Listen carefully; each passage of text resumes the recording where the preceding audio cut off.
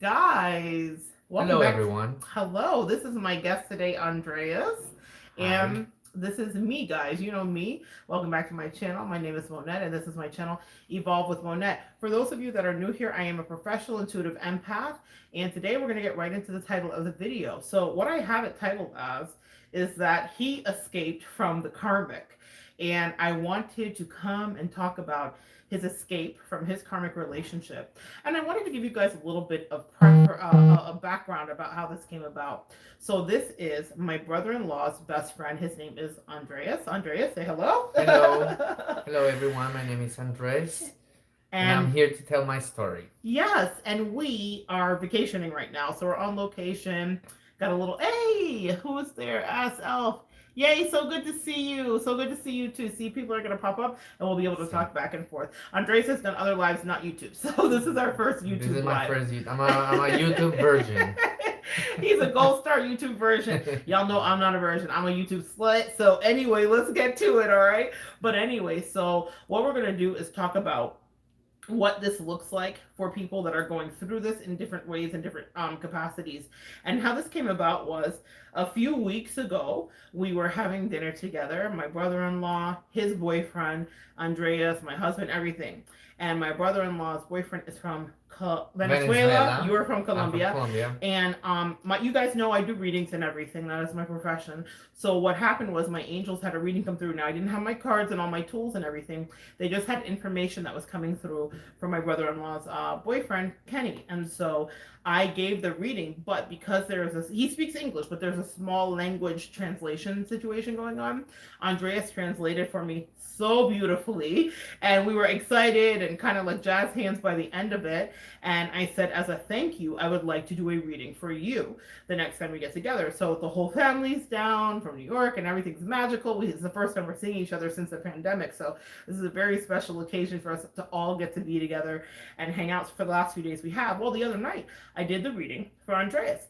And one of the things that kept coming up, even though I don't know anything about his story, cold read, right? We've never read together, we've never worked together, but I didn't know anything, but I kept seeing this really deceptive relationship. Now, in the tarot, it would be the Seven of Swords, for those of you guys who know, Five of Swords, King of Swords. I was seeing a narcissistic energy that he was dealing with, and my angels were saying in the reading, he pulled his own cards too, so it came up on his own that he was heading into what? Brand new relationship. And it was coming this year, he's going to connect with somebody, and they're going to flourish and move on from there. And whatever he wants that to be, whether it's a long-term partnership, a marriage, is his reality to create, but they're bringing the person in 2022. So that was a message that came through that was very, very powerful for him. And they said, no more of this. And this was his ugly relationship. And he said, when I think about it, you said it was about what, 8 years ago? 8 years ago that we separated, yes. Okay. I'm going to have him in a moment tell some of his story. But it came up in the reading. Now, what happened was, as my angels will have it do, it came full circle. So we were just chatting today and spending time together, and he started talking about the person more in depth. And when he did, now in my mind when I'm reading it, I knew it was a karmic relationship, but when he described it today, I was like, can we go live and talk about this? Because I teach about this all the time, and I wanted to be able to communicate with you guys what it looks like from a survivor. And he is a survivor and a thriver. I'm a survivor. And he said some key words here, and we're going to get more into the story, guys. So this is going to be good and meaty. But beyond that, I want it to be informative, and I want it to touch somebody. And I'm thinking of you, Mr. Chalk Chalk in South Africa, wherever you are, because there's some similarities to the story here for you too. So whenever you watch this, a good hello to you on this fine day. But what I wanted to say here is that, what do we know about a karmic relationship? What have I taught you guys? That whenever a karmic enters your life, you will lose things. So you'll lose your finances, your sanity, your money, maybe your looks, maybe family members, maybe friends, because they're very manipulative. And the vibration of the energy that they traffic in is of loss.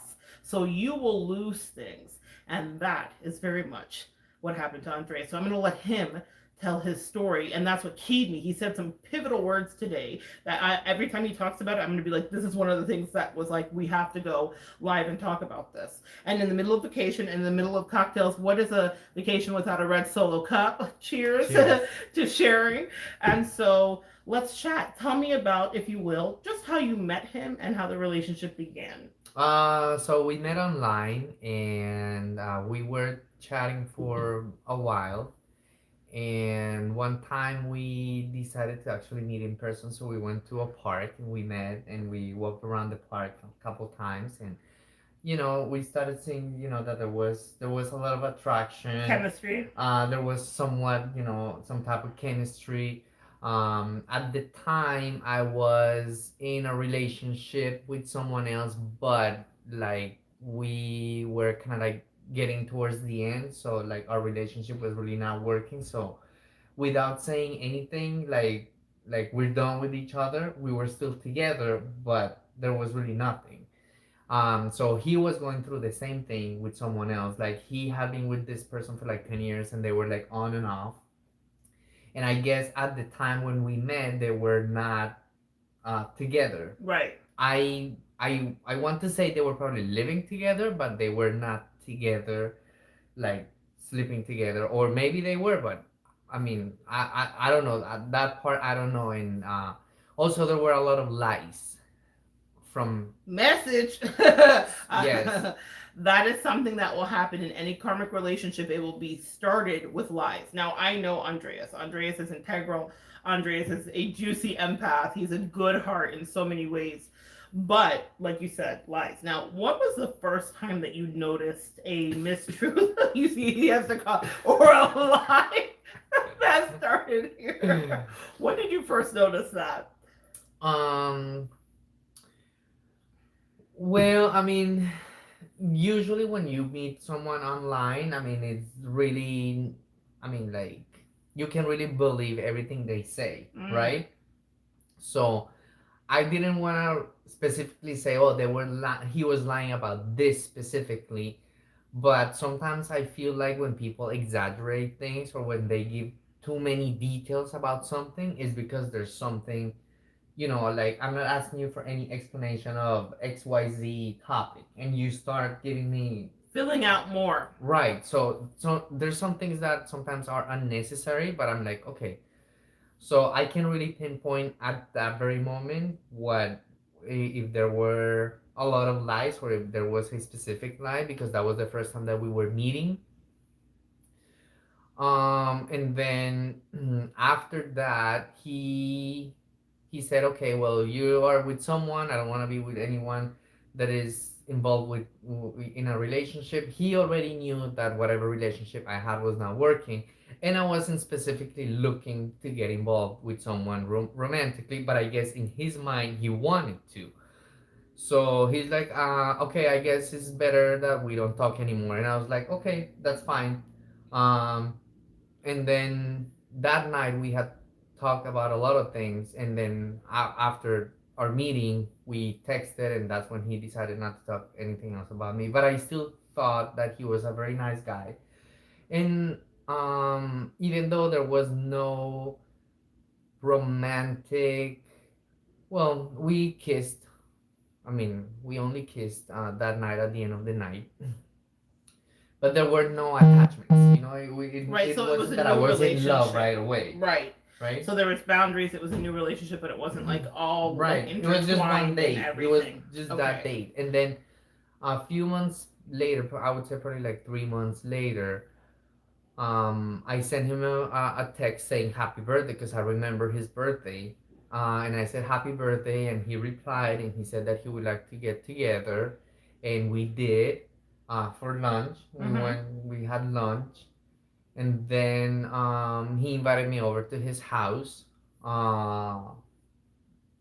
And well, wherever he was living, because he was living with his parents, but his parents were not in town at the moment. So this is a tell too, guys. Karmics will wrap up their lives in different ways, because Andreas, at that time you had your own place, correct? Or were you? Yeah, I was Okay. pretty much living with my other ex. Okay. But I mean, of course, I wasn't gonna bring anybody home. Respectfully so. Right. Also, what he talks about is another message and point that I want to make regarding relationships.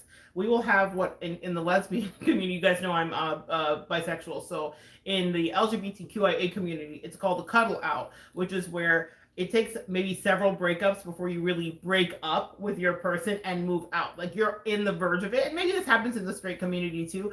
I just noticed with women, it takes several times before we disconnect. Is it the same for men? Yeah, I think so too, Okay. because he was in that relationship and he was trying. I mean, he's been on and off with the guy, so I guess he was just waiting for an opportunity to actually say, okay, this is it, Okay. right? Okay. And they were both kind of in their way looking for other partners. So fine. That's one thing that starts.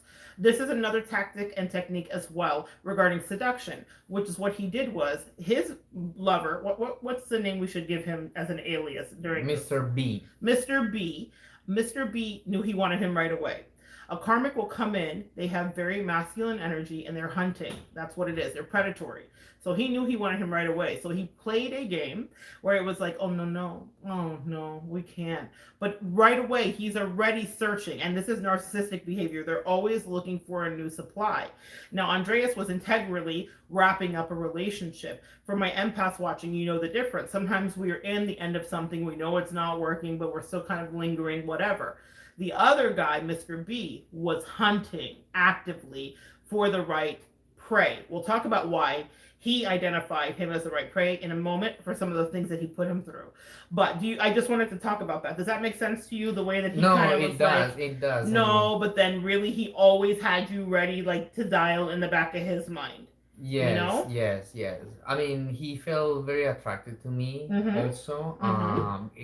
He let me know that, and I think he was just going slow and like playing with my mind, Mm-hmm. you know.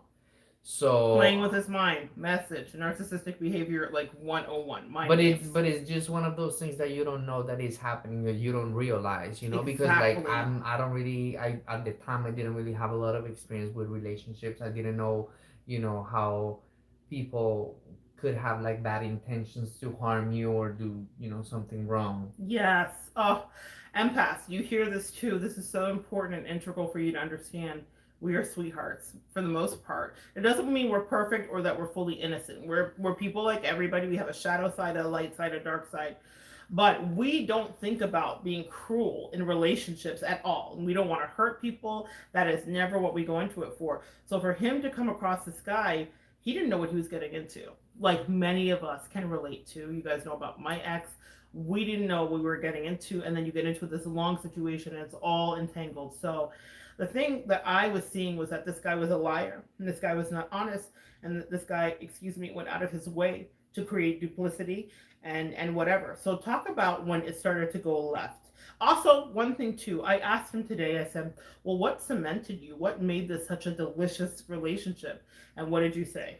Oh, we had a very good sexual chemistry. The Like sex life. the sex life was amazing.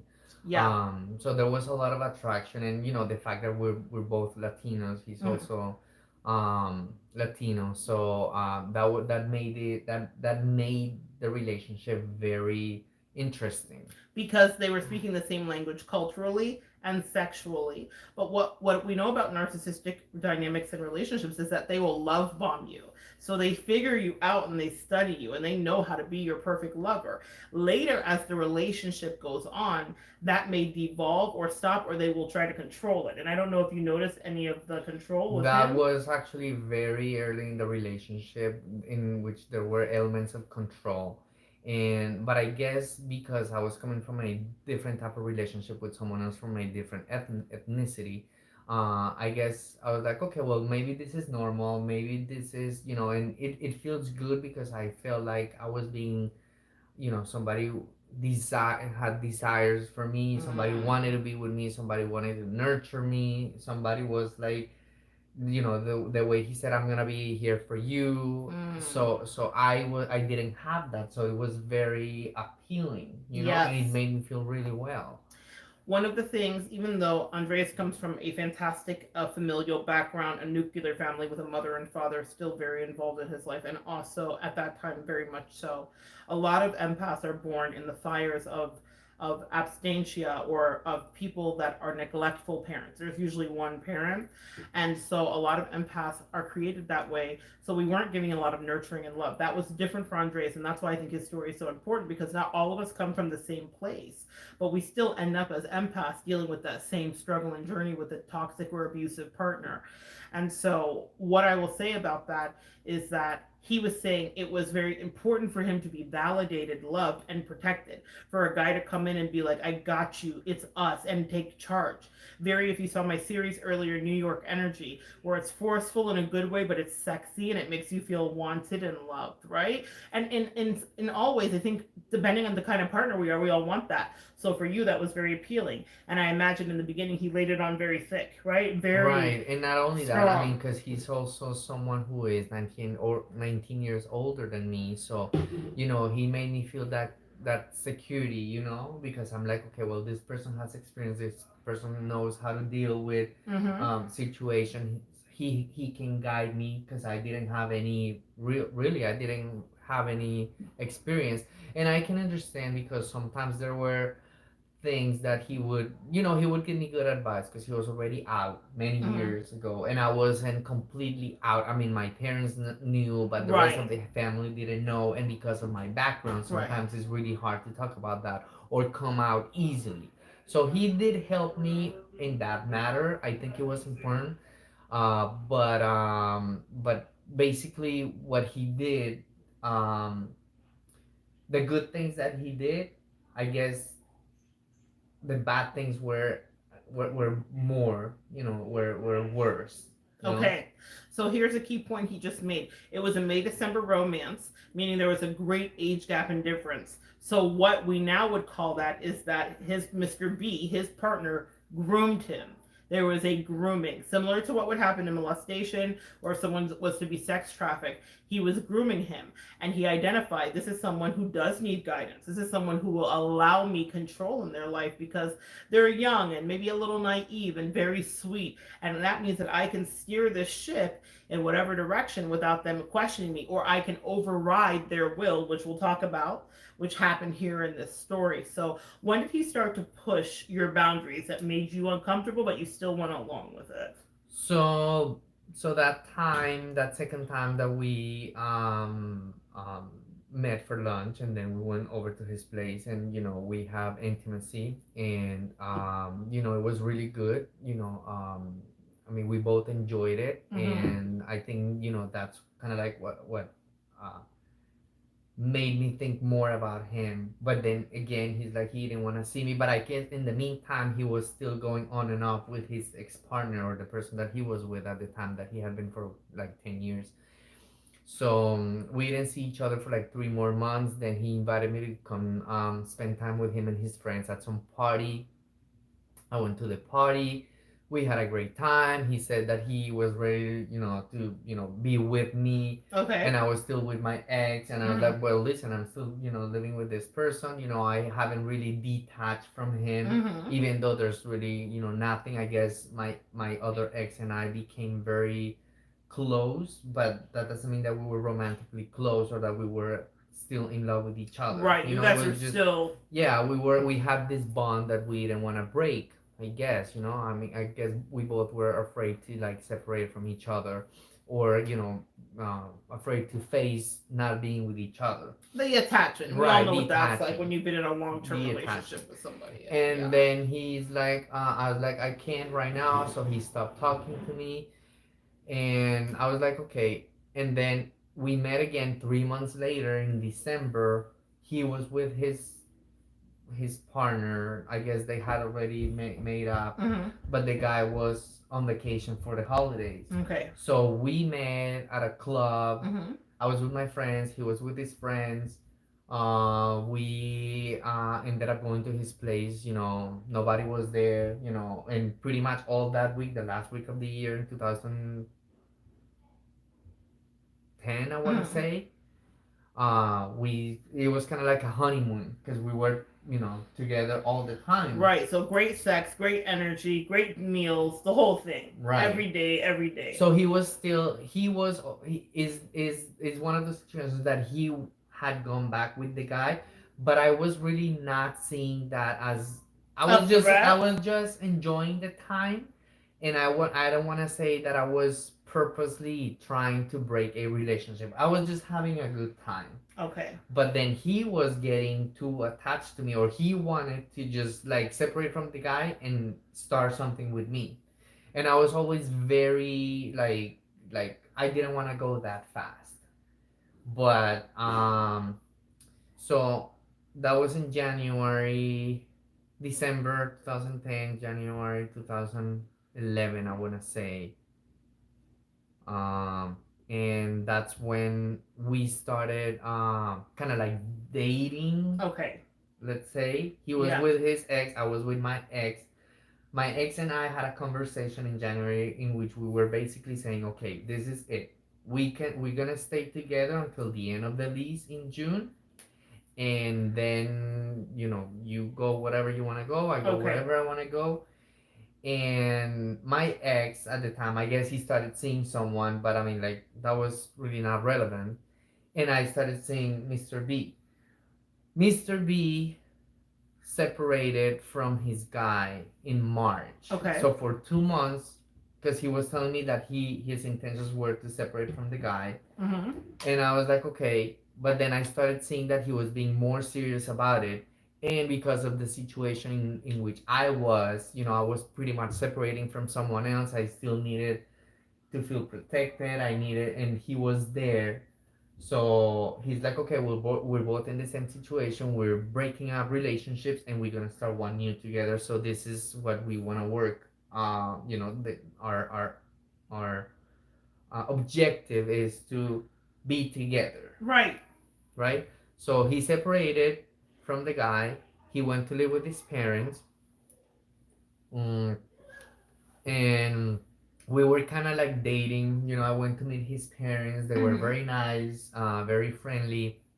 They were happy to have me home visiting. I met the other members of the family, his kids, his grandkids. Mm-hmm. Um, and then the parents were gonna go on a trip, and for like 2 or 3 months, 2 months. And then I guess he talked to them about the possibility of me going to live in their house while they were traveling, and whenever they get back, we were gonna get our own place. Right. So he talked to me about that like in May, and I was like, oh well, listen, I'm still living with this Till guy, June, you have your until lease. June, till the end of June. Mm-hmm. And that's when the manipulation started. He's like, okay, so we have the opportunity to be together. You can just come live with me right away, and you just want to wait until the end of the lease when you know that your ex can, he doesn't have to, I mean, you don't have to live with them. He can just be on his own. And I'm sorry. And then he started like pressuring me. So I told my other ex, Mr. B. Mr. R. Oh, Mr. R. Mr. R. I told Mr. R, I'm seeing someone, but I'm feeling pressure. I don't know what to do. And he's like, you just do whatever you feel more comfortable with. But I knew that he was leaving because he was going to move to another city. And I was like, okay, well, I don't really have any way, I don't have anywhere to go. So I guess I'm going to have to go and live with him at his parents'. So I said, okay, I'm going to move in with you. That was in April. Mm-hmm. In April. So all the month of May and all the month of June, I lived with him at his parents. It was just the two of us and somebody else that lived in the house, some other family member. And during those 2 months, we would go and hang out with his friends. And I remember there were things that he didn't like, and he started being abusive with his language. He would use a lot of profanity, and I was afraid at that very moment because I was like, okay, well, where am I gonna go? I mean, I was feeling trapped already, and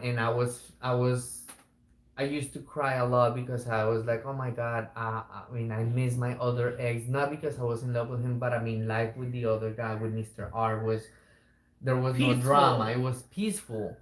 So now I was feeling very stressed out because anything that I would do, he wouldn't like.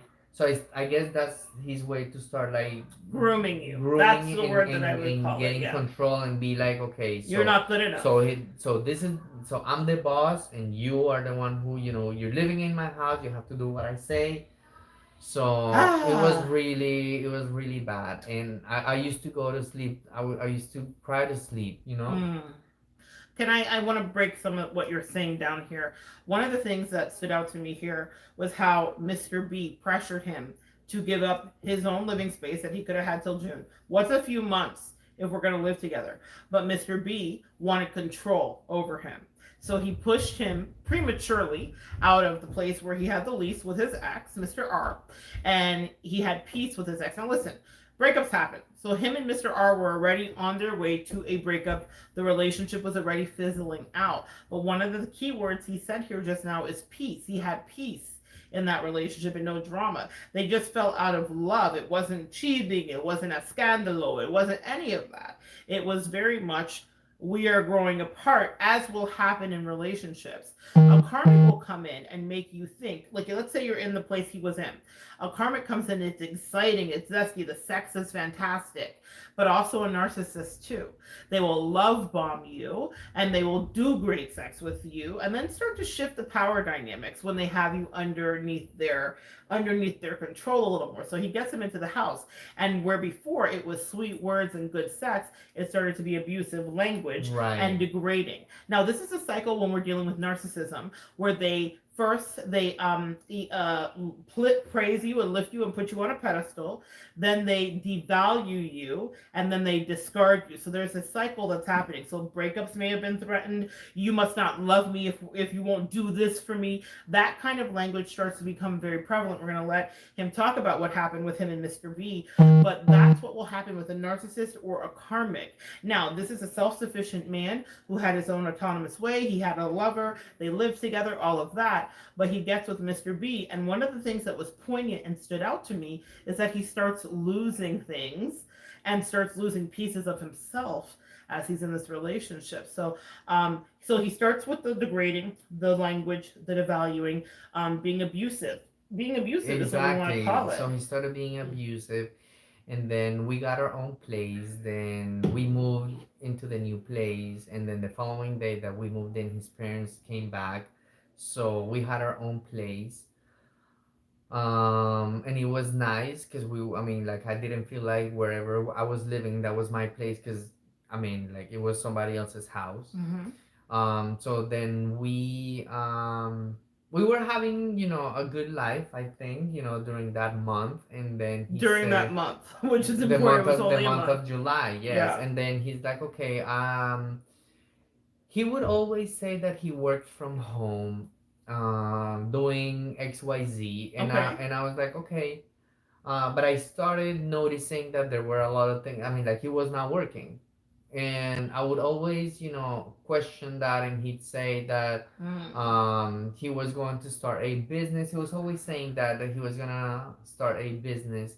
Then when we were living together, he said, okay, well, it's time for me to start the business, and I need your help because I need money for the business. I'm like, okay, well, I don't have any money, I don't have any savings, so how, I mean, what kind of help can I get? I mean, can I provide? He's like, okay, well, you have the credit. And I was like, okay. And I was like, so what do you need me to do? He's like, we need to apply for credit cards all at once, so it doesn't impact your credit. He knew about that all at once. He did know about that. So if you apply all at once, it's gonna be like, it's not going to create like, it's gonna be many hits. Yes, because everything is gonna be like all at once. The companies. And I said, okay, I don't feel comfortable doing that. And I talked to Mr. R, and because I was afraid, and he said, don't do that, don't do that, don't do it. But again, I was afraid because I didn't have anywhere to go. I didn't have any friends. Mr. R had already left. I didn't think that he would take me back because of what happened. So I was like completely by myself, and I was afraid. So I had to accept. So at first I said no. he manipulated me again, saying, I don't know what I'm doing with you, why I'm with you if you're not helping me. I thought we were gonna be a Mm. partnership, that we were gonna be together, we were gonna build a future together, and you're not helping, you don't want to. And then I felt manipulated again, and without, maybe without knowing, or maybe I did know, but I mean, like, I guess I didn't have any other choice, and I accepted it, just hoping for the best, and that things were gonna be the way as he was describing. So we started getting all the cards under my name, and the cards under his name. We would go out all the time. He would pay for people's drinks. He would get gifts from expensive stores for his family, his kids, his grandkids, his No parents. business though. For no business. For me, one time we spent a weekend in Disney at one of the resorts, like 3 nights. I don't know. I think he paid like $5,000. I'm like, hey, Mr. B, you're spending more money than what you should. I'm like, no, don't worry. There's this company that there's some commissions that I was supposed to get from them. So they send me this email. They're gonna send me the money. I'm like, he's like, do you want to see the email? I'm like, well, I mean, sure. And then he's like, oh, you don't believe me? So, and then he never showed me any email because it was a It was fake a email. lie. It He was was a lie. bluffing. I want to stop you just right there. Recently, there has been a flurry of Netflix documentaries, The Tinder Swindler, as well as Bad Vegan, where these narcissistic men are hustling people out of their money. And we're all watching it like, how could this happen? Well, this has happened to all of us to some degree, maybe not to the great amount. And for Mr. Andreas here, it was a good amount. So we're going to talk about that in a moment. But this is how it happens. It is this slow chipping away and slow breakdown. We're watching that and we're like, that just happens on TV. How could these women be so stupid? Or how could these men be so stupid? Well, nobody's stupid, but you will be manipulated by someone who is a narcissist, and they will chip, chip, chip, chip, chip away. And you see, he did it because what did he do? He did that thing that's very done in high school. Like, if you don't let me have sex with you, then like someone else will, or who else is, or aren't we in a partnership? So he was very emotionally manipulative, very emotionally abusive with him. And this is someone 19 years his junior. And this is the first time, and he knows because Andreas communicated with him like, I've never felt so safe. I feel very loved with you, all those things. So he knew that he was filling a spot for Andreas. And so he was like, I'm going to push this button and get this ATM swiped. And when Andreas starts to hold him accountable and say, whoa, whoa, whoa, whoa, where you're going on these trips. And yes, I know that. And that's another way that narcissists and karmics will try to manipulate you, is they'll say, this is benefiting you too. But look, honey, this is benefiting you too. We saw in the Tinder Swindler and the Bad Vegan where they would give some money back to their victims, but it was all part of the ruse. It's all part of the game. It's all part of the lark. It's just to pull you in so that you are convinced that their bark will never bite you, but it does. Now, let's carry on. So you hold him accountable, and then he hustles you and never provides you this email from this company that has this money, okay? And then what after that? And then he kept spending money. We would go out with my friends. He would pay for my friends' drinks, and then he would, say, "Oh, you see, I'm paying for your friends' drinks, and then I'm paying the monthly minimum payments he was paying."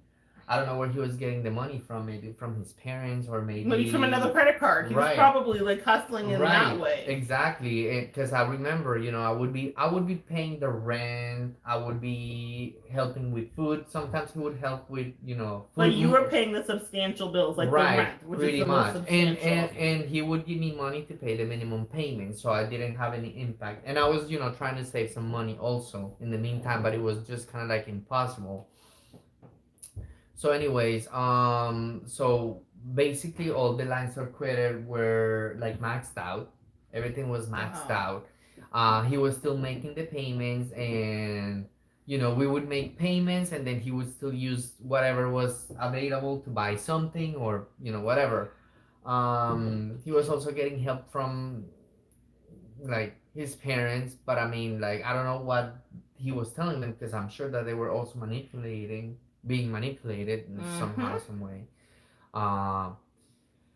And then I guess for like the whole year 2012, we were already in 2012. He was still not working. We were having some issues. We separated the first time. He left. And So then he initiated the he separation? we I don't know, we had a fight, and then he said he was very proud, and he said, okay, well, I'm leaving, and then he left. But then the following day he was calling me because he wanted to get back. But the thing with him is that he would try to manipulate the situation, so it didn't come out of him saying, I want to get back with you. He would start like manipulating the situation. So I would say, hey, let's get back together because I miss you, right? Yes. They will play on the nostalgia of the relationship, on the good sex, the good chemistry, the memories, the fun times where they're spending your money and they're taking your sanity. And then because they are very proud, a narcissist never, ever, ever wants to admit that they're wrong. A karmic will never admit that they're wrong, but they will pull you back in through good sex, through drugs, alcohol, whatever your thing is. Everybody's got a vice, right? For them, it was a sexual connection. And then more, right? He was feeling very loved and protected by Mr. B. So you say, let's get back together. So even though he discarded him. The narcissist discarded we him. were supposed to go on a trip with his parents, and when we were like we had already planned the trip, but we were separated, and then he calls me and he's like, I think you should come with us, as the original plan, because I already had the days off. And he convinced me, so we went up north, to upstate New York to visit his siblings. We came back, and of course we were living together again. Then we had to go live at his parents for like a month, and after that month, I got a new place. I got an apartment, and of course everything was always under my name. Always under his name. Yeah, so he came to live in the apartment. We moved to the apartment, and then like a few weeks after we moved in, there was again some fight or something, and he said that he was leaving again, and he left again. And then of course he came back because he used, he manipulated me. And not only that, like he would use the because I couldn't pay the minimum payments. Like if I paid that, I was not gonna be able to pay rent. Okay. So that was also part of the manipulation. Okay, so if I'm not with you, I don't know how you're gonna pay those bills, because I'm not gonna be with you. That he created. He created the bills. Okay. So I had to pretty much accept him coming back because he was gonna be paying the minimum. The minimum that he created. Right. So what a manipulation, because all the way around now you feel completely trapped. Because now you are addicted energetically to him, but financially you do have a need that must be met, and it's a deficit that he created. He did not have financial debt or have credit card issues whatsoever. I didn't have that before, yeah. Until Mr. B came in. Right. That's one of the hallmarks of a karmic. You will start to lose things, right? So what he lost was his financial stability, right, in a way, and independence, because before he was independent, before he was able to make all of his bills and still live the way he wanted to, go out to the bar, have a drink, all the things, but he wasn't doing it lavishly and extravagantly the way that Mr. B insisted that it must be done. So that year everything was kind of like steady, but I remember we would hang out with my friends, and he would create drama in between my friends, and he would tell friend A that friend B had made this comment, and then friend A would be like, what? Triangulation. So he started to create drama in between my friends, and then my friends, they didn't want to hang out with us anymore. They knew they loved me, but they didn't want to see us because they knew that he was a bad element. And I noticed that, but I'm like, there was really not a whole lot of things that I could do at the time, He felt trapped. Can I talk about that real quickly before he goes on? Triangulation is one of the number one tactics that narcissists use, okay? And that's what he just described, pitting friend A against friend B against friend C, so that now everybody's fighting, because what he wants to do is be at the nucleus, the center of control. So what he really wants to do is make sure that Andreas was isolated and had nobody that would come around him, so that he could further drag him down into the depths of the abuse. That is very much something that narcissists will do. They will purposely create it so that your friends, even your good day one friends that have loved loved you for your whole life or for many years will walk away from you because it's like it's too much drama. Because usually what can happen is your friends, and most of us have had this happen, can see when someone's behaving narcissistically or they're a karmic relationship for you, meaning a very toxic relationship. Andreas had other relationships. This was never an issue. It was an issue with Mr. B because Mr. B wanted it to be an issue because he wanted Andreas to himself.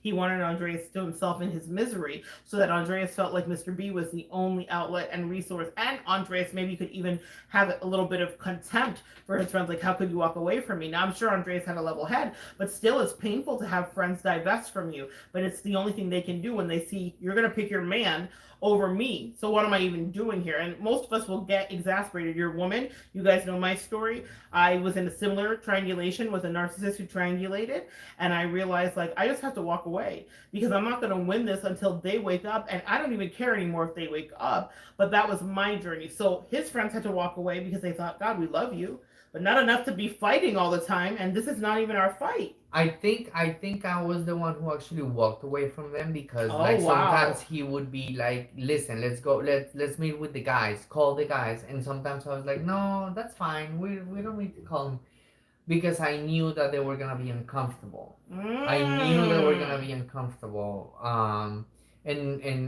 I didn't want to make him be, have his presence there just because they love me, and we were always in communication. But I'm like, you know what, I don't think it's fair for them, so I prefer just stay away from them so he doesn't create any more damage. And he also had his group of friends, and he would do the same. He would create drama, gossip.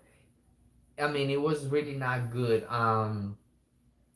So we basically would hang out always with his family, his kids and his grandkids, his parents. And I always had a very good relationship with them, very respectful. They were always very nice to me, and I was always very nice to them. Sometimes we would take trips to South Florida to visit some of his other family members.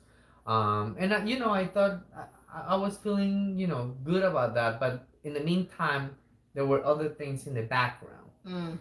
And then again, he said he was gonna get a job and that he was gonna renew some license, and he was doing that. But then we had another situation in which he started. Oh, your phone is gonna die. Oh, okay. All right, guys. What we're gonna do is we're gonna come back for a second half. Oh, Monette has a guest. Yes, I have a guest. Guys, we've got a few more minutes here on my phone. So what I'm gonna do, is there a plug that's over there, Andreas? Oh, there's one here. Okay, hold on. I'll get it. No, it's okay. We're gonna do some MacGyver stuff real quick so we can plug up the phone and continue with the live. Hold on, I'm gonna hold this in place. Got it. You got it over your drink? Okay. Oh, we're back in business. We're back in business. He's doing literally MacGyver stuff. He's like climbing over wires and stuff. I'm tech support also. He is tech support and a guest. Yes. Okay. So that's so good because I was like, oh, I don't want us to stop. Thank you. Perfect. So what we need to know about this is that he caused you to even walk away from your own friends. So that's what he did. He caused his man. I'm gonna adjust this just a little bit here, guys. Pardon me. Pardon my reach. Okay. Because it looked like it was a little crooked. Is that better? I think it's good. Okay. My little perfectionist self. Okay. Like that? Is that good? Yeah, I think we're good. Okay. So he caused him to walk away, from his own friends out of just wanting to spare them the drama of the connection and the relationship. I'm sorry, I'm going to angle one more time, guys. Sorry. Bear with me here after we did our tech support. Okay. Yeah, that's better. So out of wanting to spare them the drama of the relationship, being uncomfortable for them. Being uncomfortable. I didn't want him to be uncomfortable. I also I didn't really have any family members, close. There was also some drama going on with my family, so I was trying to just stay away. So I was by myself. I didn't have anybody else. And the friends that I had, they were there for me, but not. I mean, I don't think the friendships were like that strong for someone to be like, hey, I know what you're going through. You're more than welcome to come stay with me because I know you're being a victim of abuse. So those friendships were not as strong as some friendships that I have now. If I Okay. was going through that right now, I know that Daniel I would be have like, friends, come, yes, I that got would you. Yeah. exactly, Yeah. My brother-in-law. That's his best friend is exactly, one of the friends that I know would yes, not let him be in any relationship like that. He'd be exactly. like, get So out of at the there. time, I didn't have anywhere to go, so I was always, I had to be there, like it was that or I don't know what else. There were some times that I would feel I never really thought about doing anything to myself, like harming Mm-hmm. myself or hurting myself in any way. But there were some times that I think I'm like, I mean, like I'd rather just be dead, Mm-hmm. because I was feeling like it was so exasperating, it was so stressful that sometimes I'm like, I would rather just not be here in Yep. this world. Which just breaks my heart because you're such a sweetheart, and that is directly done from the abuse over many days, months, and then eventually years, where someone makes you think because you're looking at your bills, you're stressing out. Because this is a man that likes balance in his finances, and he has it, which is so funny. When I was doing the reading, I was like, "Oh my gosh, people love you where you work. You have respect. You have job security. This is an important thing that he's manifested in his life." But when he was with this karmic narcissistic partner, that was not there. And it wasn't due to him, it was due to being in the vibration of someone else who was destined for poverty. Now, let's bring it forward a little bit. He gets out of the relationship. I want you to talk about how you did that, but I want to jump forward and talk about how you know for sure it was a karmic. Because one of the things he said to me today is when I divested finally from the relationship, this man has done nothing. Tell me what you were saying. So basically, I think he was having a problem with, well, he was having a problem with alcohol, and I remember um, he would drink every day. So I had to put a stop to that, and I talked to him, and I'm like, listen, I don't want you drinking every day. If you want to drink, only on weekends. But please don't drink during the week, because then if you do that, then you're gonna get drunk. You would want to force me. Sometimes he would force me to have sex. He would force me to just stay awake until, like, I don't know what time, and I have to work the following morning. So I didn't want to go to work feeling like that. Like I was gonna have a bad day. If I don't have a good night of sleep, I'm gonna have a bad day at work. And dealing with a crazy drunk alcoholic partner who is sexually abusing you as well as mentally abusing you as well as the R word, Financially, financially abusing you. We can't say the R word on here, but you just heard what he said. He would force him for sex sometimes. What, how can you function the next day at your job? How exactly. can you be a person? You can't. So I was like, okay, we're gonna do an agreement. You're not gonna drink during the week, and only on weekends. He said he agreed to that. So I remember we went to, that was on a Sunday evening, probably around 5 or 6, and we were gonna go get groceries for the week. So we went to get the groceries, and then the liquor store was right there, and he's like, can we go get some rum? I'm like, okay, but you said that only on weekends. He's like, yes, but today's Sunday. Yes, but tomorrow's Monday, and I have to wake up early. He's like, okay, I'm gonna do dinner, and we're just gonna have one drink with dinner. And I Mm-hmm. was like, okay. So we went to get the rum, or what? Yeah, I think it was rum. We went home. He made dinner. We had one drink, and that was it. Then the following day, on Monday, I remember I got back from work. He had dinner.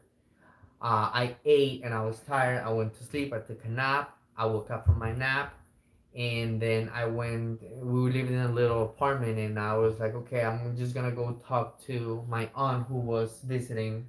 She was in town, so I went to the balcony to talk to her. In the meantime, he said, okay, I'm gonna watch some sports game, something.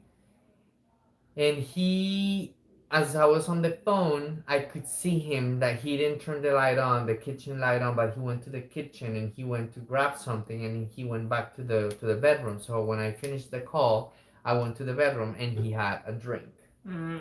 And I was like, okay, so today's Monday. Why are you drinking? Oh, because I'm watching the game and it's just one drink. And I'm like, give it to me, give me. No, no, no, no, I'm not gonna give it to you. It's just one drink. I'm like, okay, you're breaking the promise and the deal that we had. Okay. So I went to the kitchen. I poured the rum in the sink Mm-hmm. because I was not going to tolerate that because he lied to me again. Mm-hmm.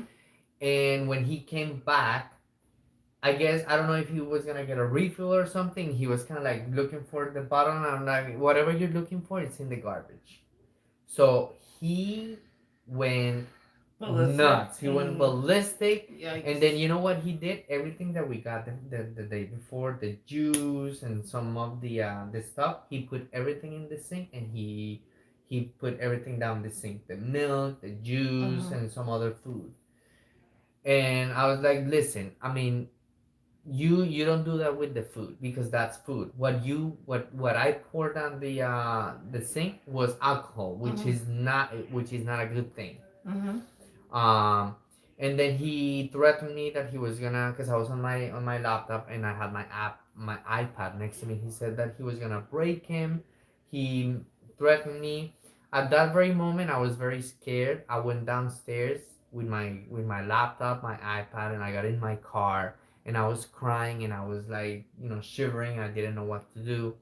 And then I started looking online and I put on Google domestic violence. Something came up, domestic violence hotline, and I called in and I explained what was happening, and they said, okay, you're suffering. I mean, you have economical abuse, verbal abuse, sexual abuse, all kinds of abuse. And they said, okay, you need to, like, if you are a victim of this, and then you're, I mean, because I mean, like, he didn't beat me. There were times during the relationship he got physical like 3 times. But like when he got physical, like I never had any bruises or anything, you know. Can I stop? I gotta stop there. He said something really important. He didn't beat me. A lot of us have been in abusive relationships where someone didn't physically hit us, but they did all the rest of the things that he went through.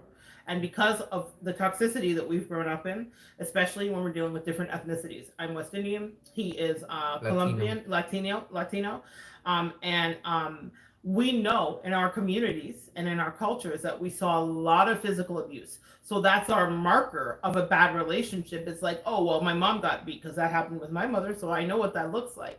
And I know that that was like a marker I use in my relationships with women. Specifically when I had abusive partners with women. And I would say, and some of them were physically abusive, but when I had one, the last one that was incredibly toxic, the most of all of them, there wasn't actual physical abuse. And so that was my marker for me not clicking for a long time that I was in an abusive relationship. Now, in your case, you said there were 3 specific There were incidents. like 3 times that he got physical, but I mean, like there were no bruises, there was no bleeding. So I can really say, like I had to call the cops for anything. But I would always be like, you be careful, don't touch me, because if you do, I'm gonna call the cops on you.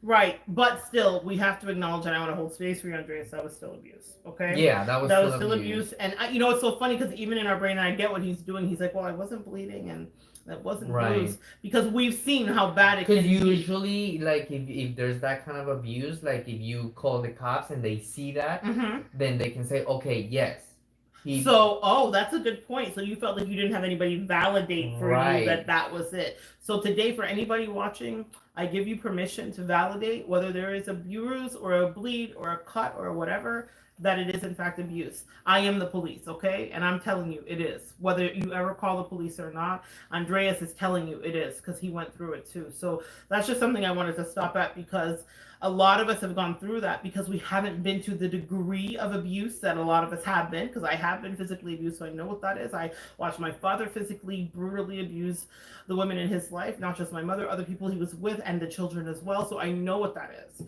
So just because it wasn't that in some of my relationships, that was my weird marker. I was like, well, they're not hitting me like my daddy did, like, or he hit my mother or whatever, but it's still abuse. And this, what Mr. B did with Andreas was stripped him down from the head down, energetically, financially, emotionally, sexually, every way, in order to make him a shell of himself. Because when you hear this grown man describe taking his few possessions and shivering in his car, crying so bad that he knew that he had to call for help, and he had no one because Mr. B had alienated everyone, or he made him alienated himself just out of protection, then you are dealing with someone who is abused. That was an abusive situation through and through that you were in. Yeah. So, so I called the domestic violence hotline. They said, like you're a victim of this kind of abuse. You don't deserve that if you're a good person.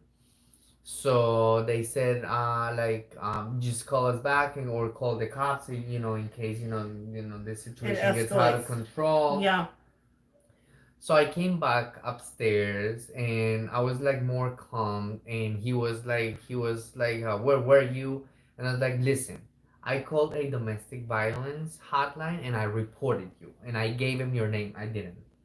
I know I have rights here. I'm a U.S. citizen, so I know I have my rights, and you cannot do anything to me because there's I will be.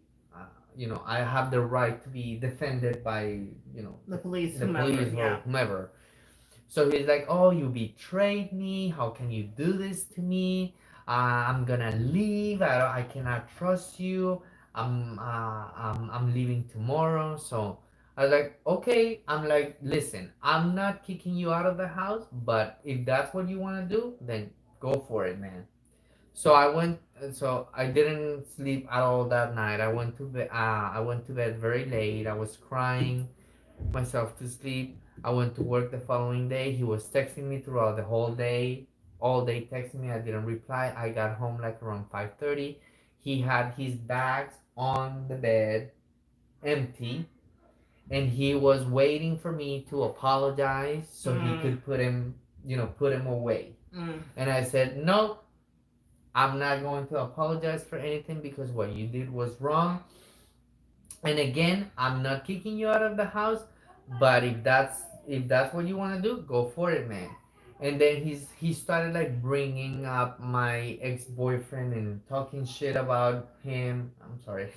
Mr. R? No, you're okay. He was talking about Mr. R and saying that, that he was my sugar daddy when that was never the case. And you were Mr. B sugar daddy.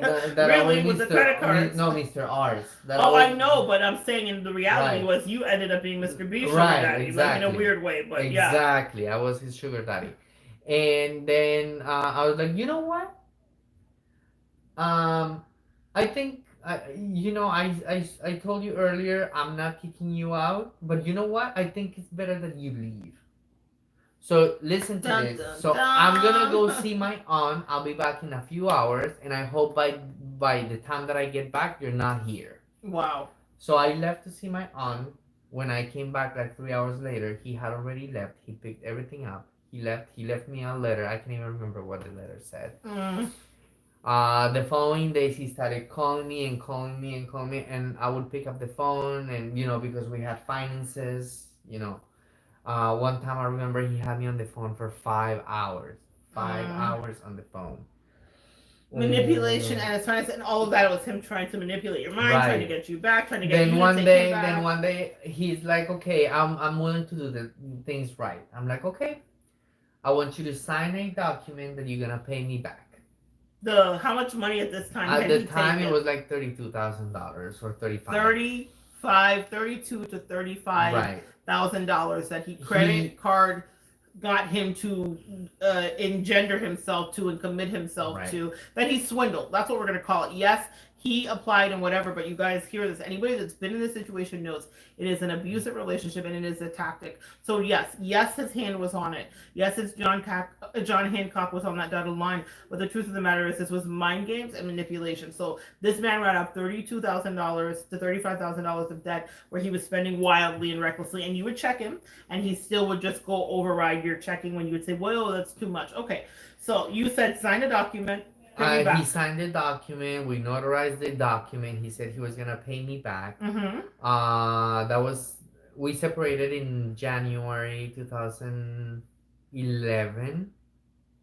No, I'm sorry, 2014. In March he signed the document, and we didn't speak for like almost 3 months. Then he reappeared saying that he had a job, that he would want to make things right. He came over. We had the greatest sex ever, and I was like, okay, well, this is what we're gonna do. What you're saying, you're gonna have to prove it. I'm gonna give you another chance. You're not gonna come live with me. I expect that you tell me the truth. I hope you're working and everything. So he was basically doing everything. But after a few weeks, I started like seeing like, red flags again. Things were not the way he would, describe that they were gonna be. And one day in August, like August the 1st or something, we were having a conversation, and because then he didn't want me to spend time with my friends, because I went back to my friends and they were all very welcoming. They knew that that I was not in a good relationship. Everybody was shocked when I told them that I came back with him. Mm-hmm. But I was like, listen, this time is gonna be different. This time I'm gonna be in charge. How many of us have been there, guys? Right? No judgment, right? We have. And you know what? Been and there. I did that because I wanted to prove myself that he was not gonna be that he was gonna do wrong. Okay. Right? So I want to give him the benefit of the doubt, because you never know. You know, it was fair. What if the man, actually changes? But he proved me right. He didn't change. And I called him and I'm like, listen, this is not working out for me. I just want you to keep paying the money. You signed the document. And I remember I had given him a little car for him to be able to go through the gate, and I needed the car back. So we met at a McDonald's, and I was supposed to give him some money back because he had given me extra money for something. And he's like, okay, well, that money that I gave you, I need it back. So it was like $800 at the time, and I was so naive that I was like, okay, you know what? It's fair. I'm gonna give you your $800. I'm doing the math, and I'm not great at math, y'all. But I'm like you. Whatever amount, I was willing to give it back to him. Okay. Because he had made a promise, but again, I was naive again. Sweet empath here. Right, because I was very okay. I could understand that he was in a tight situation, and I wanted to make things right because I wanted to be in good terms with him, because I knew that he was supposed to be paying again. So I gave him the money back. Because he didn't get what he wanted, which was getting back with me. I remember he became aggressive. I got in my car. I lowered the window a little bit. He spilled coffee on me. It's just bad. And that was the end of it. Then the following months, I had to call me every month at the beginning of the month. Hey, Mr. B, can you please send the money? He would send the money whenever he wanted, through his mom, or he would give me a check, or I can't even remember. Until one day he was with someone. He was dating someone, and we were at the same event, and he saw me. And at the day that he was with his with his current partner, whomever he was dating, and I was with someone, but we were not dating. We were just having a good time, and I was like, oh my god, well, I'm gonna make him jealous, because he's with this guy, and I guess I still had a lot of feelings for him at the time. Understand. So I was making out with the other person, and he saw me. Ever since he saw me, that he stopped paying. I would have to call him every month. I'm like, hey, Mr. B, where's the money? He said, I'm not gonna pay back. So I had to maneuver. I had to do a lot of things those few months until I said, you know what? I can't live like this. I'm just gonna pay everything off. I'm gonna take my 401k and I'm gonna pay everything off. It ended up being like $40,000 because you have to pay The penalties penalty in the 401k, yeah. for penalty for early withdrawal, Yeah. and then you have to pay the IRS for withdrawing that money. You have to pay some percentage. Mm-hmm. So it was actually like $40,000. But I gotta tell you that I got peace of mind. And free from the narcissistic Yes, abuse and free control. from it. I don't have to come every month asking for payment and whatever. You know, this is money. You know, I can get this money back somehow, some other way. And then I remember, like a year after, he had health issues. He almost died. He called me and he told me about that, and I was like, I don't want to say I was happy that that was happening to him, but I was like, you know what, this is God or karma is sending you that, because you did wrong. I want to talk about this. This is where he dodged a bullet, guys, okay? Because this guy was a groomer and he was a manipulator. And people that have reckless behavior, alcoholism, addictions, and various things will carry it over in every area of their life. Specifically to Mr. Chalk Chalk, you're the reason that I made this live tonight, because I thought here's a person who is not exactly in your situation, but there are some similarities here. And what I wanted you to understand, and can I disclose with Mr. B, because we're not using his real name, what happened is after they broke up, and Andreas is fine, but after they broke up, he contracted HIV. And this is very, very important to understand about karmic behavior, karmic relationships, and narcissists as well. Once they leave you, they kind of devolve, because if you were a great supply and Andreas was a great supply means he was able to pull energetically from him emotionally, financially, sexually. If you're a great supply, you kind of keep them afloat. Andreas, as an empath, put a protection around that guy, whether he realized it or not. He didn't call the police on the times he could have. He didn't report him to the police for the fraud and whatever. He could have found some way to have recompense, but he didn't. Instead, he divested. He really broke up with him. He really left, and he got from under control. He even took a penalty to pay back the money that this guy ran up, that Andrea spent very little of. This guy ran up trying to be a splashy, narcissistic karmic, spending his money. Karmics love other people's money. Narcissists love other people's money. It's a scorpionic energy of the eighth house of other people's money, ruled by taxes, jealousy, possession, obsession, manipulation, hidden enemies, all of that. And so what happened is when he left him, he contracted HIV. Now he calls him to tell him about this, because who's the only person in his life that would have compassion for him? It was Andreas, the person he treated like absolute shit, right? The person that he manipulated, abused, was cruel to, the person that he stopped making payments to. The universe, that doesn't mean that everybody that breaks up with us is going to contract HIV or some STD, but what it does mean is that the universe has a way of dealing with it. And as you heard Andrea said, he said, I wasn't exactly happy, but he thought to some level, this must be some kind of karmic retribution. And that doesn't mean that anybody that's struggling with this disease, that's a regular empath here, that has had any disease of any kind, is getting karma. It does mean that specifically you can see the correlation of the bad behavior to what the outcome was. And what happened was Andreas was then protected. He left him. There was a shield of protection around him. And now it's a story he's hearing instead of a life he's living. Do you see? As soon as he moved away, things got better for him, even if he had to take that penalty to pay back. His peace of mind returned, right? Your sanity returned. When I separated from him, I got a better position at work.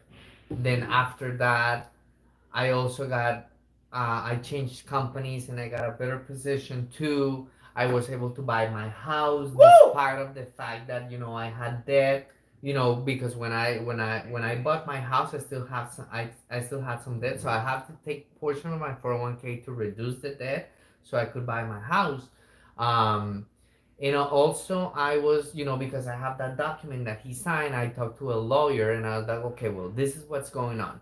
And they said, listen, if that person doesn't have any money, doesn't have a job, doesn't have any properties, I mean, it's really pointless I mean, I guess I could still put something, and I guess Sure. I can try to do that, at some point, but it's probably not gonna do anything. It's probably gonna like screw his credit. I don't know, but his credit is already screwed. So I mean, like because he doesn't own anything, nothing. The only thing that he owns is this, what he has On his back. on him. Yeah, that his clothes. That's all he owns. Right. So one of the hallmarks of being in a karmic relationship is that you lose everything. That's how we started the video. And as we're wrapping up here, that's why I really want to focus on this. What Andrea said is so important, and so many of us have noticed this. When you leave a karmic partner, everything in your life goes up. Your stock raises. So he got a better job. He got a job at another company. He got more money coming in. He was able to buy a house and fulfill his American dream in that own way, in his own way. He was able to reconnect with his friends as well. He got his sanity back. He also had a clean bill of health. You understand, guys? That was a karmic relationship. It doesn't mean it wasn't a soulmate. It was. But it was a soulmate meant to teach Andreas about having a backbone, about speaking up for himself, about what manipulation and abuse looks like.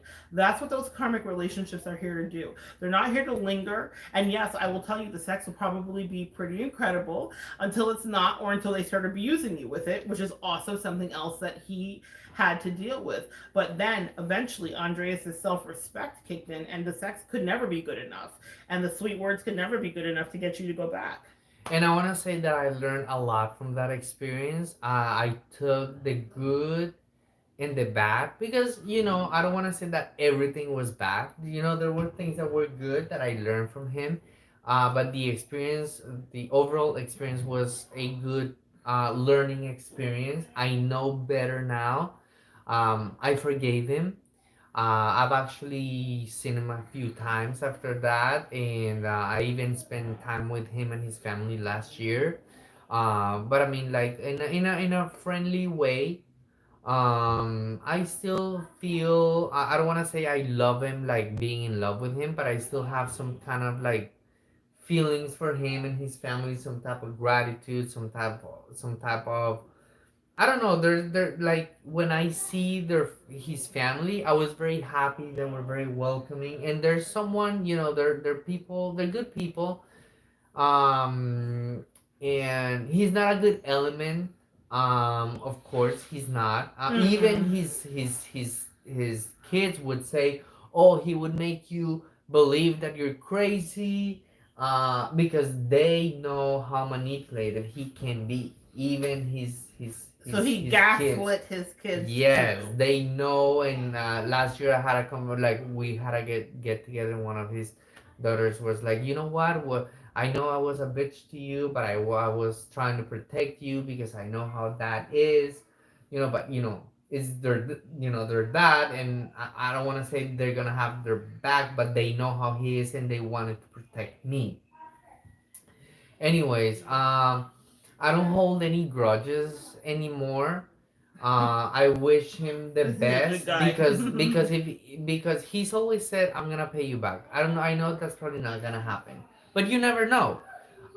And I've always been the bigger person. I want to show that like I am a good person and I don't hate him. I wish him well, so maybe one day he's gonna work and maybe one day he's gonna progress. I don't know if that's gonna be the case. And if it is, uh, and if he's really his heart wants to do things right and he wants to pay back, then I'll any money will be welcome. You know. Well, I gotta say that Andreas is an empath and a sweetheart of a guy, and he has healed definitely. That's one of the things that came up in his reading was how deeply he had healed. You can hear the kiddos outside there, guys. So we're all enjoying ourselves, but he is healed, and I was so proud of what I saw because I could see it wasn't on him. You know how after you're like trauma shock, you're like in shock when it first happens when you first break up. And I could tell that that was over, and then that's why he was coming into a real relationship for himself this year because he done what is hard for us to do, which is release it. He's even above a few steps ahead of me because I'm still not trying to put that girl out if she was on fire. Okay, that tried me. So guys, I'm always honest about my healing journey. Just because I'm an empath doesn't mean it's all love and light.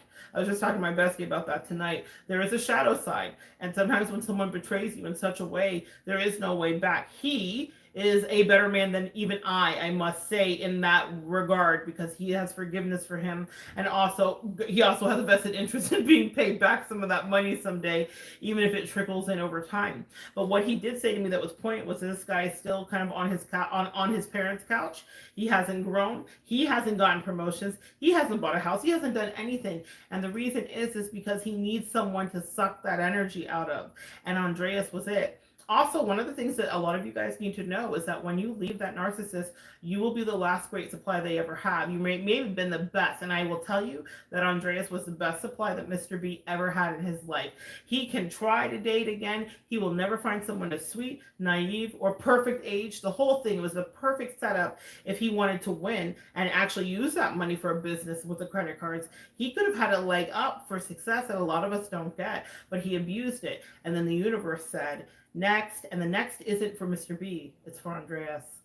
It's next you heal, and now the next relationship that we bring in for you will be solid, and it will be real. It doesn't mean he wasn't lonely in these last 8 years and he didn't date. Of course he did, but his heart was healing, and we all heal at a different rate.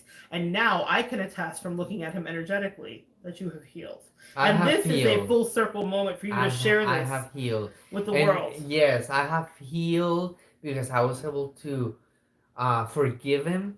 I was able to get off my chest. That's not something that would keep me up at night. I don't really think about that anymore. It takes time, and for all of you out there who are in that kind of relationship, you need to take immediate action before things can get ugly. Because again, as I said, there were times that I didn't want to be in this earth, and I never really thought about harming myself or hurting myself or anything, but Right. that could happen. And you don't know when that could happen, because you could just be like blind, out of your emotions, and you can just say, you know what, I'm just gonna slit my wrist, and or I'm just gonna jump off a cliff. Yep. No, you can't let that happen. You also have to think about those ones who love you, like your parents, because sometimes you can feel like you're alone, but there's still people that are that love you, and you don't want to do something stupid and then cause a lot of pain, because if you hurt yourself, that could have an impact on others. So just be careful. Just if you see red flags, pay attention to those red flags. Usually those people that are manipulative, I mean, if there's patterns of something, something that is repeating all the time, then you need to pay close attention to that, because then you could be like, in of course, in a bad relationship, and that you need to get out of. Yeah, that you need to get out of. And like he said, pay attention to the red flags, but also there's hope. And also, in a moment of great despair, taking your life is never the answer. When this goes live and it's up on my channel and I'm off of vacation, I'm going to connect the domestic abuse hotline, which he used to save his life that night, and also the suicide awareness hotline, which is so helpful and many of us have used in various points in our life. My suicidal ideations came when I was in my younger years and teenage years to early 20s. And so I dealt with that. I know what that is too. Fortunately, it was not associated with this last relationship for me, but I definitely know what it was when I was in the hospital last year. You guys know my journey, and I felt like, do I want to be here? So we all, no matter how much love and light we have, no matter how good we think we are, what kind of teacher we are, yes, no, or not, we all can come to those dark moments where it's like, okay, am I done here? Is this it? And the worst part is the despair that a relationship like that can bring. As you can see, my bright light here, Mr. Andreas, is radiating and shining. There will be people I know that will watch this video someday and see themselves in him. And so what did he say? You get out. And then you thrive. You need to get out. Yes, you need to get out and save yourself, because at the end of the day, those are like emotional vampires. They would suck your energy. Exactly. They would suck your, they would put you down. Your self-esteem is gonna go down, Mm-hmm. and you don't want that. You don't want that because that could lead to, something else, and not only that, I think about like being healthy and having a good mental health. So I mean, like, you can be healthy, your body can be healthy, but if your mind is not healthy, then how can you function, right? You can't, and narcissists attack that first. That was the first thing he started to chip away at. That first push and pull interaction. If you go back to the beginning of this video where he talks about, well, why won't you live with me when it's so easy and you could do it? The opportunities here. He started to play mind games with him. Before that, even when he was like, oh, I like you, but I'm gonna wait. He already knew he wanted him. I promise you, every day he was plotting on him. Mr. B was plotting on Andreas because he was like, this is the best supply I've ever had, but I'm gonna make sure I pull him all the way in so I can suck everything out of him, like the emotional vampire he just described him as. The same is true for you. A narcissistic or a karmic relationship will cause you to lose you. It will cause you to break up with you. You will break up with your integrity, with your self esteem, with your drive to succeed. Your, like he said, I could barely function at work because everything was sucked out of me, that I had to negotiate with this grown ass man, 20 years almost his senior, on how to behave like a adult human, not a teenager. You see, the roles were completely flipped in reverse, and narcissists will do that to you, gaslight you, and then say something's wrong with you. You can't keep friends when they're triangulating them and pitting them against each other. You can't keep money when they stole your money or when they're taking it and giving it to other people. That was something in my situation, you guys know, that I was like, oh, not today, Satan. When I saw that I was like, this girl's using your money. You're not going to use my money to feed this girl. Like, you've lost your mind. So people will try to get away with anything, and narcissists will gaslight you and make you think it's you. But as you can see here with the survivor, it is not you. It's not in your head. You're not crazy. You are being gaslit. You are being lied to. You are being emotionally manipulated, sexually abused, actually abused, physical or not. Whether you think it's deemed worthy enough to report, whether there was ever a blood vessel that burst or a bruise that ever showed up, you have been cut to your soul, to the quick of your heart and who you are. And they are doing that to take advantage of you, to bloodlet you, literally to suck your energy. Because without you, they never go far. And the proof is in the story he just told. This is a man who is healthy, who is a homeowner, who is loved in his job, respected, who has job security, and we speak on that, and who now is pulling in the final piece now that he's healed his heart this year, which is a connection in a relationship. But that happened over time, not immediately. It took him years. And now he's clean of it, as you can see. Nice enough, and nicer than me to even be in communication with the sex.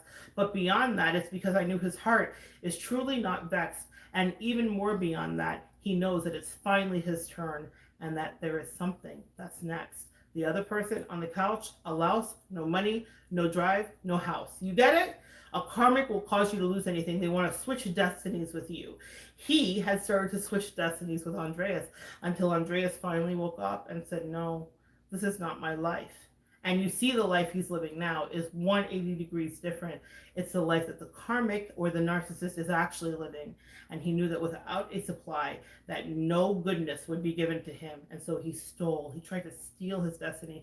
The karmic and the narcissist will try to do the same for you. I know it happened to me. So if you watched this tonight, you got all the way through, thank you. But I wanted you to see out of the words of someone else that wasn't me, that you will get through this, and that it's very similar energy. Our stories may have different nuances, but it's the same trajectory. Do you get it? It goes in the same way, or rather trajectory, because it's a devolution of your soul. You start to spiral downward, and as soon as you cut them off, you ascend rapidly, immediately, and expeditiously to new levels of healing. And then it shows up also in your abundance, right? Abundantly. You started to Abundance, notice yes. that. So there have been lots of stories told about this, and I will continue to bring them to you. I'm so glad we got to share some energy. Let's see if there's any comments here, guys. When it has a guest, Emily, my sweet Emily. All right, so there's a few people that said hi. So good to share energy with you. Is there anything you want to say in closing, Andreas, before we head off No, tonight? thank you. Thank you for the opportunity. I mean, this was so like it happened just out of the blue, and I'm really happy to share my story with others and make sure that you guys when you guys see any red flags, just pay attention to them. And document everything you can, because like sometimes you don't document anything and then you forget. But I mean, like, if you do that, then you'll know, okay, well, this is a pattern. This is what I see. I need to pay attention to that, and I need to take immediate action before it goes like it gets worse. Yeah, that's such a good point about documentation. You guys know I've told my story about how I confronted the covert narcissist about behavior she was doing, and she had narcissistic amnesia, which is a real thing if you look it up in the DSM, the DSM-5, the manual that deals with mental illnesses and such. And she denied a reality that I had documented, that I had called prayer warriors. Before I would go see her, I would call people to pray so that I would stay chaste and safe with her because she was sexually aggressive in a way that I wasn't receptive to, even though we had had a relationship previously. You guys know my story. But at that point, no means no when it means no, right? You aren't interested and you are interested. You're allowed to say no to your husband, to your wife, to your boyfriend, to your girlfriend at any time. And that's a no that stands. And so I documented it, and she told me it never happened. And then before the conversation was over, she said, "Oh, it didn't happen as much as you say." See, she had already changed her story, but because I had the day and the time written down when it had happened, I knew for a fact. Oh, okay. I thought somebody else popped in. Sorry. Thank you for sharing and enlightening. Oh, Momo's happy place. I love when you Hello, pop Mama. in. She's one of my favorites because it's my nickname when I was a kid. So I love her name. But anyway, I documented it, and he documented too and started to write down as well. It will save you because a narcissist will gaslight you, a karmic will gaslight you, and you'll start to think that, like, whoa, wait, did I really question myself? I'm a writer, I'm a speaker, I'm a teacher, you all know what I do. And I really question myself, like, is this true? Oh yeah, it's true, because I wrote it down 2 years ago when you did it, and 6 months ago when you did it. You see, sometimes you need to do that to save yourself. So if the flags are as red as that cup, then write it down, because they will try to get you to shut up and deny your reality, right? And that is not a place that we're going to be. Anyway, I love you guys so much. Thank you for sharing energy with me tonight. Comment below if you can relate at all to this story. If you've had a karmic in your life or a narcissist that caused you to lose things, and then when you left them, you started to ascend. That's the story that I want. And that is the blessing, my friend, of getting your life back. And I'm so proud of Andreas for doing this with me tonight and being open to this experience. It's cathartic. There's an extra heaping blessing of healing for him, and we're calling it in. So anyway, I love you guys. Come back and join me next time, and we will continue to evolve together.